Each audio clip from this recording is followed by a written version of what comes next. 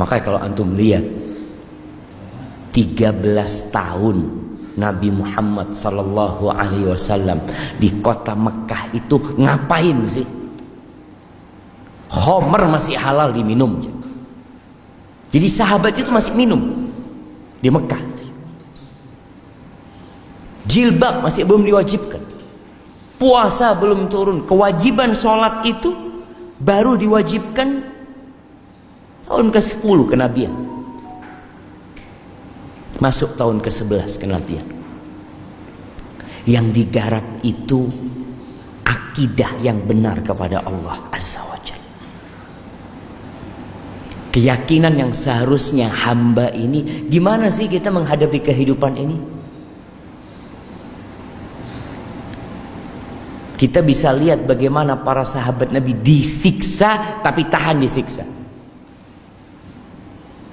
Kira-kira kita nih kayak sekarang ini perlu disiksa enggak jemaah untuk keluar dari agama kita?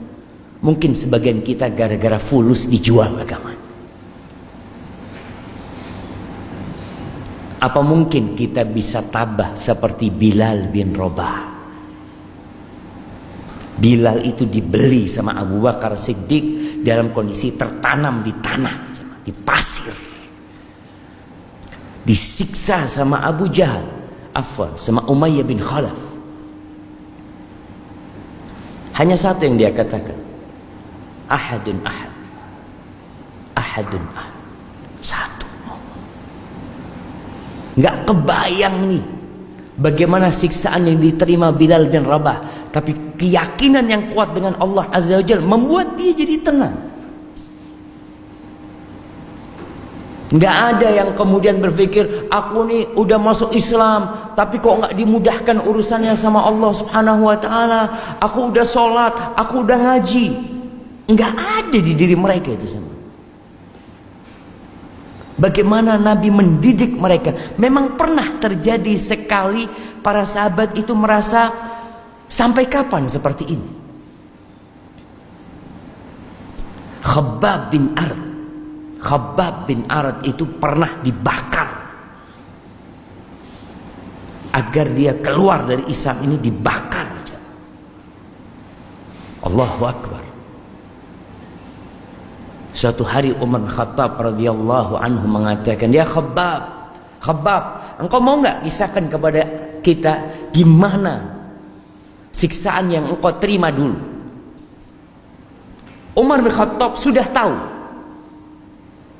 tapi dia ingin menceritakan bagaimana perjuangan para sahabat mempertahankan agama kepada orang-orang yang baru masuk Islam,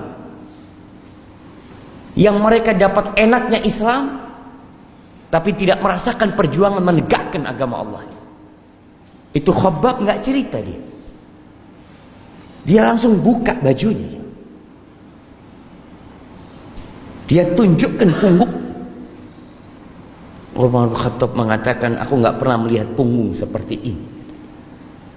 Khabbab itu dibakar aja.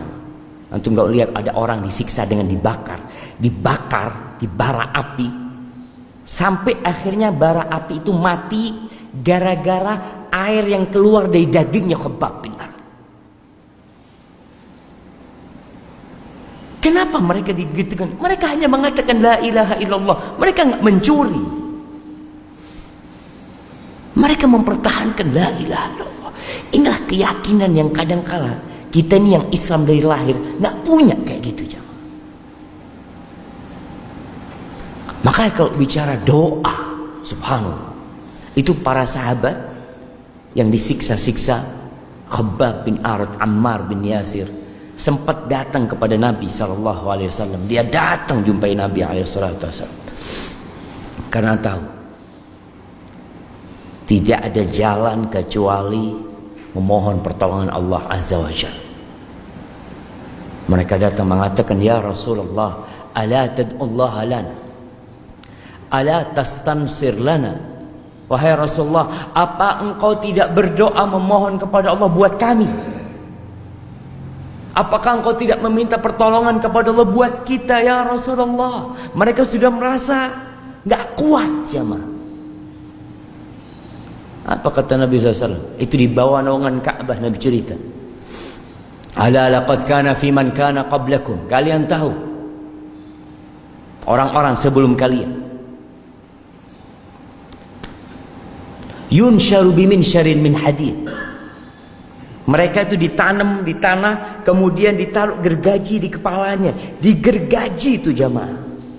Rambutnya terputus, masuk ke tulang kulitnya, ke kulitnya, terus ke tulangnya sampai terbelah jadi dua. Wa ma yaruddu dzalika an dini. Dan itu tidak membuat dia berpaling dari agamanya.